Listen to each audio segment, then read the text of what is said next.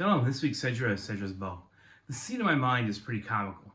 I imagine the resurrection of the dead when the righteous will come back to life and they are led by none other than Moshe himself. The lines begin to form to see, meet, and greet Moshe.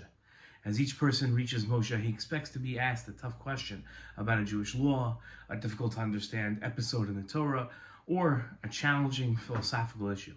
But instead, people just ask him for a blessing and for Moshe to pray for them.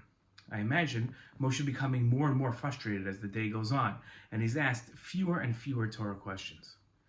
For inexplicable reasons, asking Torah scholars for blessings and for them to pray for people has taken priority in the Torah world over learning wisdom from scholars.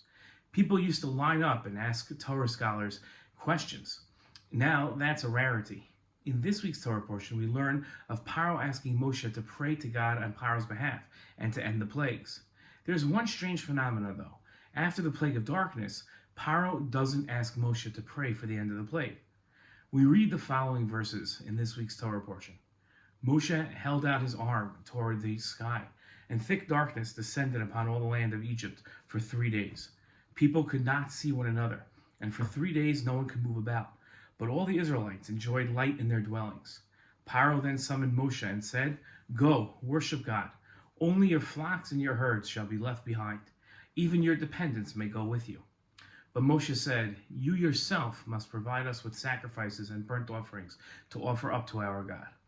In his commentary to these psukim, the Chizkuni explained that Paroah did not ask Moshe and Aaron to pray for the removal of darkness, as he thought that the Israelites were also afflicted by the same plague, and if so, the Jewish people's prayer would be useless.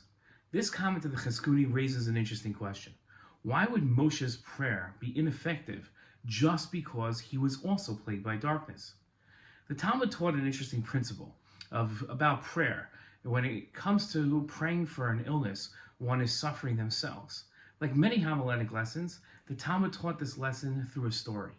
It tells about Rabbi Chia bar Abba, how he fell ill. His teacher Rabbi Yochanan visited him, and Rabbi Yochanan said to him, "Give me your hand." Rabbi Chia bar Abba gave him his hand, and Rabbi Yochanan stood him up and restored him to health. Later, Rabbi Yochanan himself fell ill.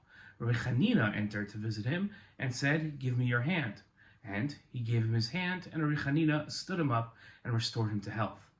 The Gemara asked, if Rabbi Yochanan was able to heal his student, why did Rabbi Yochanan wait for Rabbi Chanina to restore him to health? Let Rabbi Yochanan heal himself. And the Gemara answered that a prisoner cannot free himself from prison, but he depends on others to release him from his shackles.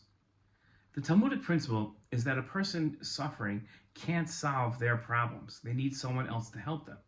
This could be why Paroah felt that Moshe, who Paroah thought was also plagued by darkness, couldn't pray for him, but Paroah was incorrect.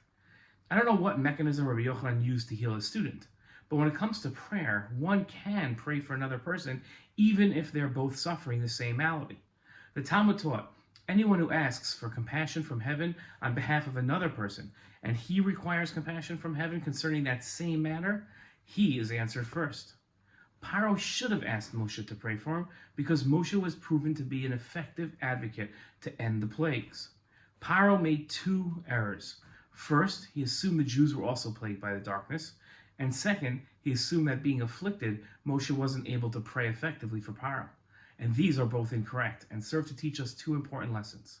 First, the Jewish people are treated uniquely from Gentiles. And second, that sick people can also pray for other sick people. It's an important message that we learned this week. Shabbat Shalom.